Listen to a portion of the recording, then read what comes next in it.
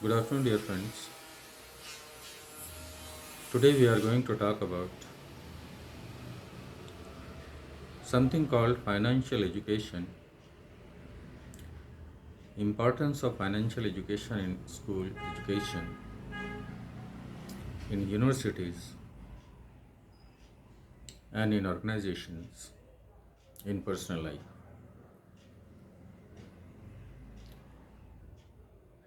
If you can see in India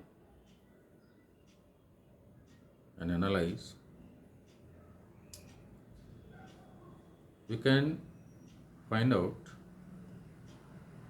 that different areas, since we have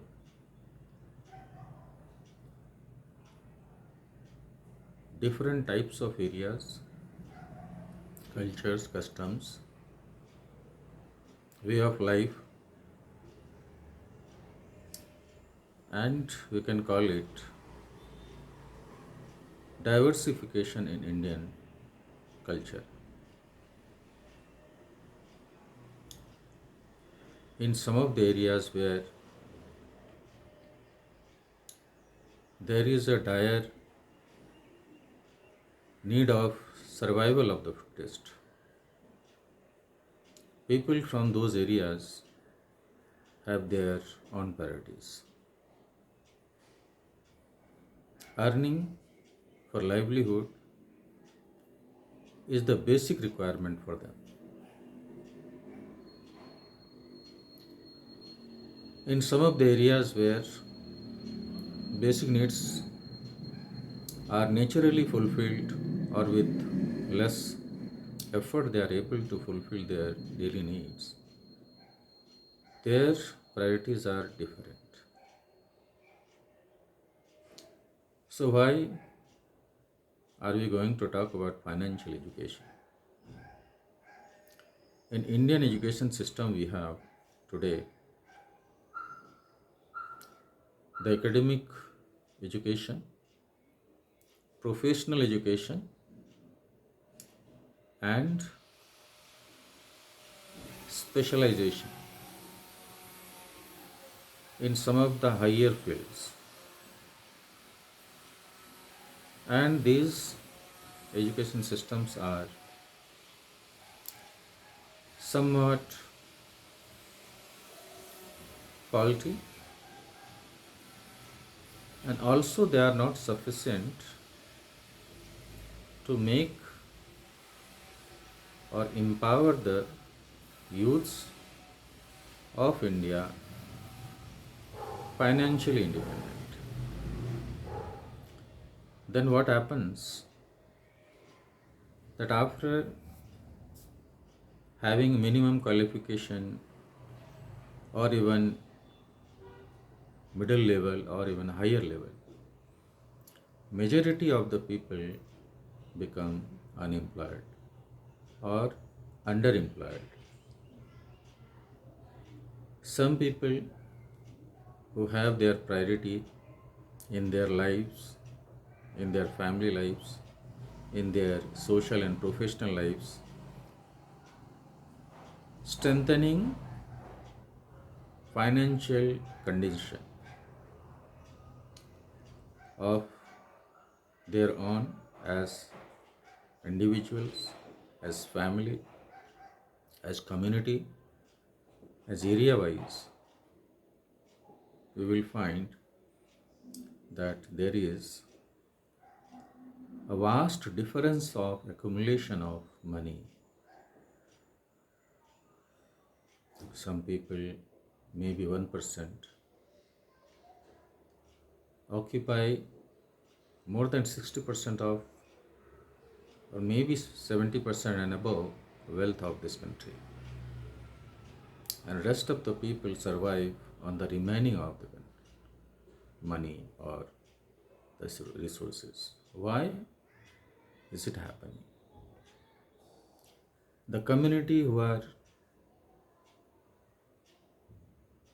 focusing on financial education, formal, informal, through family traditions, they become financially independent, and they are among the richest in India. In other part of the scenario, if you see that majority of the population of country are either hand to mouth, or some of them are in middle income group, or very few are in high income group, but majority are in lower income group or below poverty line. So how can we solve this problem? If we introduce financial education in school level from class 9th, 9, 10, 11, 12th, then it can be possible that the students, when they have completed their school education or when they go for higher education, they can think of having independence in terms of finance. We have two subjects in schools from class 9, may not be everywhere, but in some of the states or in majority of the states we have. Mathematics is in all states everywhere in all over India. Economics, in some states it is from class 9th, in some it is after 10th, but it can be introduced in class 9th. Economics. And these two subjects can teach the students budgeting, saving, and investing. It will empower the students, the youths, becoming financially independent either through entrepreneurship, business, trading, commerce, employment in government sectors, public sector units, or in privates.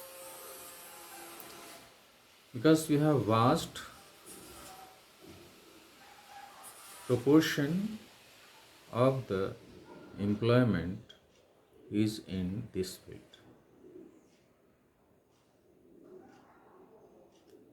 So how can we do this?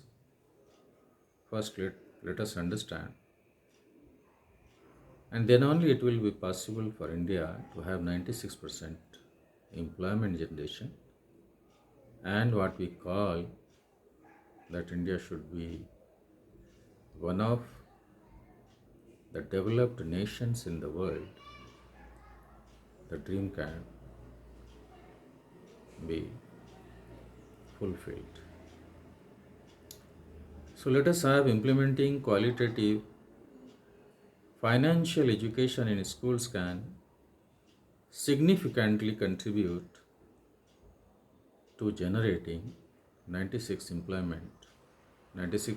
employment in India by 2040. How we can see here.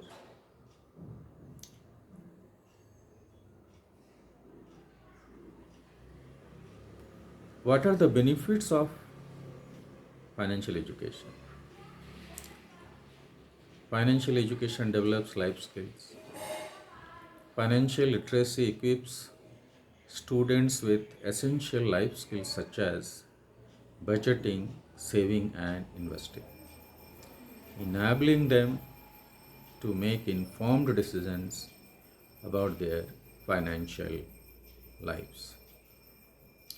The second benefit is it enhances employability. Students with financial skills are more likely to become financially independent, entrepreneurial, and employable, thereby increasing India's employment rate. The third benefit is it promotes economic growth. Financially literate individuals contribute to economic stability and growth by making informed decisions called financial decisions, which can lead to increased economic activity and job creation. And likewise, we can have many more benefits. Now, what are the effective implementation strategies? How can we implement this financial education in the schools and in the institutions where these are not included till now? So, first point is integrate financial education into curriculum. The syllabus are to be equipped with financial education apart from having what we are having today. Incorporate financial literacy into existing subjects such as economics or mathematics to provide a comprehensive understanding of financial concepts. Second is practical experimental learning. Use interactive tools such as budgeting apps, investment simulators, and workshops led by industry experts to make financial education engaging and relevant. Now, the third is teachers training and support. Provide teachers with training and resources to effectively teach financial literacy, ensuring they are equipped to inspire and mentor the students. The fourth effective implementation strategy is partnerships and collaborations. Foster partnerships between schools, financial institutions, and industry experts to provide students with real world insights and practical knowledge. And what will happen if we are able to implement the strategies? Definitely, we shall be able to achieve the goal of having financial independence in entire country, and also will be able to have 96% employment generation. Now, what are the initiatives and programs already going on? These are National Finance Olympiad conducted by STREAK. This Olympiad aims to promote financial literacy among school students, providing practical insights into money management and financial learning. Project Rise.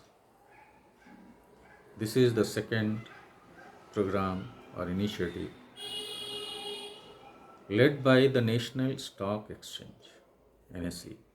This initiative focuses on providing comprehensive financial education to school children, teachers, and rural communities. The third initiative is Sampurna Vittiya Saksharta Abhiyan, a government backed initiative promoting financial literacy among India's Indians through educational camps and training sessions. Now, after having known about initiatives and programs, we have to discuss about the challenges and the opportunities. The first challenge comes, that is language diversity. India has a multilingual environment. We have so many languages in the different areas, regions, states of India. So, developing resources that cater to different dialects and language preferences requires substantial effort and planning. Standardized curricula, integrating financial education into mainstream curricula necessitates collaboration or collaborative efforts between educational boards, government authorities, and financial institutions. Now there comes the last, that is technology. As we are living in the era of globalization, unless we use technology, we will not be able to have competitive attitude or the environment for all in all over India. Leveraging digital tools and online resources can make financial education more accessible, engaging, and effective. So, with this, these are the key points, suggestions, and the institutions, the schools can have many more points as per the experience of the teachers, the experts, the institutions. The idea is that unless we make the students financially aware how to manage finance, how to do budgeting, how to save money and invest money, it will never be possible to have 96% and above employment generation in India, which is the dream of every Indian, that in coming years, as we have started working on Vision India 2040, we think that if some of the vital programs are implemented in the schools and in the undergraduate levels, one of them is financial education, should be compulsory, not optional. Then only we will be able to have India in the list of developed nations and can think of having 90% and more employment generation by 2040. Thank you so much. I am Lal Mohan Rajat, author cum motivational speaker. Jai Hind.